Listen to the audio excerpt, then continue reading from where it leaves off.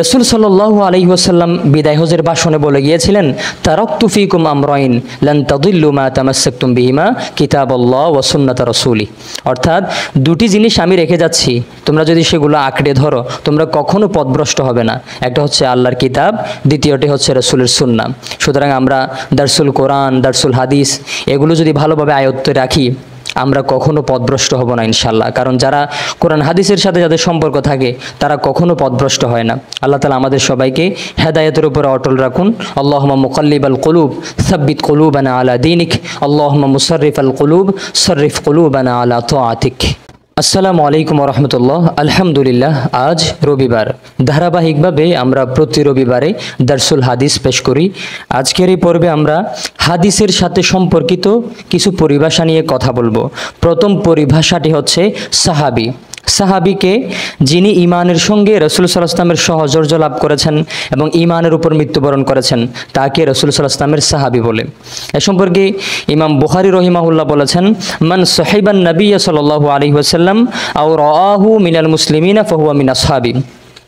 অর্থাৎ যিনি রাসূল সাল্লাল্লাহু আলাইহি ওয়াসাল্লামকে ঈমানের সঙ্গে দেখেছেন, ঈমানও এনেছেন রাসূলের উপরে এবং তার সাথে ছিলেন, তার সাথে সবসময় ছিলেন এবং ঈমানের উপরে মৃত্যুবরণ করেছেন তাকে কি বলে? সাহাবী বলে। এরপরের দ্বিতীয় নম্বর পরিভাষাটি হচ্ছে তাবিঈ। তাবিঈ কাকে বলে? যিনি রাসূল সাল্লাল্লাহু আলাইহি ওয়াসাল্লামের কোনো সাহাবীর নিকট হাদিস শিক্ষা গ্রহণ করেছেন অথবা অন্ততপক্ষে তাকে দেখেছেন এবং মুসলমান হিসেবে মৃত্যুবরণ করেছেন তাকে তাবিঈ বলে। এ সম্পর্কে হাফেজ ইবনে হাজার আসকালানী রাহিমাহুল্লাহ বলেছেন, আত-তাবিঈ হুয়া মান লাকিয়াস সাহাবী। তাবিঈ হচ্ছে যিনি সাহাবীর সাথে সাক্ষাৎ করেছেন তাকে তাবিঈ বলে। সুতরাং রাসূল সাল্লাল্লাহু আলাইহি ওয়াসাল্লামের সাক্ষাতে যারা ছিলেন তারা হচ্ছেন সাহাবী, আর সাহাবীদের যারা সাক্ষাৎ লাভ করেছেন, সান্নিধ্য লাভ করেছেন তাদেরকে বলা হয় তাবিঈ। এরপরের 3 নম্বর পরিভাষা হচ্ছে তাবিঈ। তাবিঈ তবে তাবিঈ আমরা যাদেরকে বলি। তবে তাবিঈ কাকে বলে? যিনি কোনো তাবিঈর নিকট হাদিস শিক্ষা গ্রহণ করেছেন অথবা অন্ততপক্ষে তাকে দেখেছেন এবং মুসলমান হিসাবে মৃত্যুবরণ করেছেন তাকে তবে তাবিঈ বলে। এরপরে 4 নম্বর পরিভাষাটা হচ্ছে মুহাদ্দিস। আমরা প্রায় সময় শুনি অমুক মাদ্রাসার মুহাদ্দিস, কিন্তু মুহাদ্দিস কাকে বলে? মুহাদ্দিস হচ্ছে যিনি হাদিস চর্চা করেন 1 নম্বর এবং বহু সংখ্যক হাদিসের সনদ ও মতন সম্পর্কে বিশেষ জ্ঞান আছে তাকে মুহাদ্দিস বলে। হাদিসের সনদ কাকে বলে? যে রাসূল সাল্লাল্লাহু আলাইহি ওয়াসাল্লাম থেকে ধারাবাহিকভাবে যারা হাদিস বর্ণনা করেছেন এই বর্ণনাকারীর ধারাবাহিকতাকে সনদ বলে। আর মতন কি? মতন হচ্ছে হাদিসের মূল আর্টিকেল যেটা আছে, মূল প্যাসেজ যেটা আছে এটাকে বলা হয় মূল কথা, টেক্সট অফ দ্য হাদিস, এটাকে মতন বলে। সুতরাং যিনি হাদিস চর্চা করেন এবং বহু সংখ্যক হাদিসের সনদ মতন সম্পর্কে গভীর জ্ঞান আছে তাকে বলা হয় মুহাদ্দিস। এরপরে হাদিসের 5 নম্বর পরিভাষাটি হচ্ছে শাইখান। শাইখান কাকে বলে?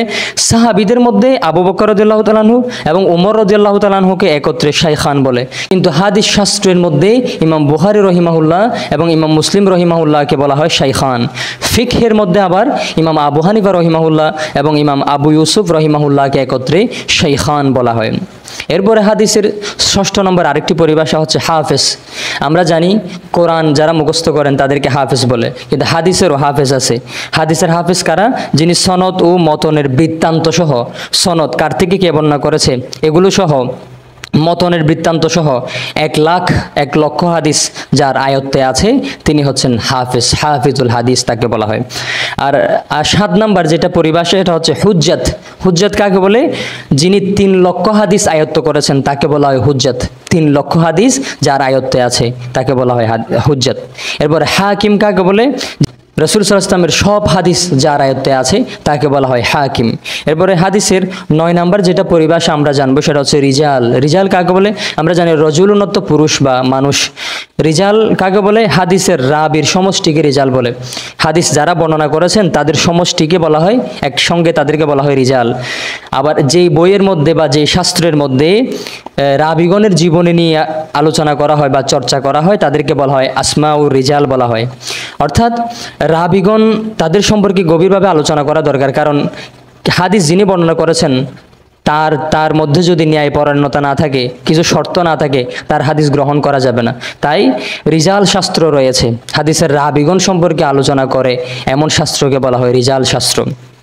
আরেকটি পরিভাষা রিওয়ায়াত। আমরা বলি যে অমুক রাওয়ায়াতে আছে, অমুক রাওয়ায়াতে আছে। রাওয়ায়াত কি জিনিস?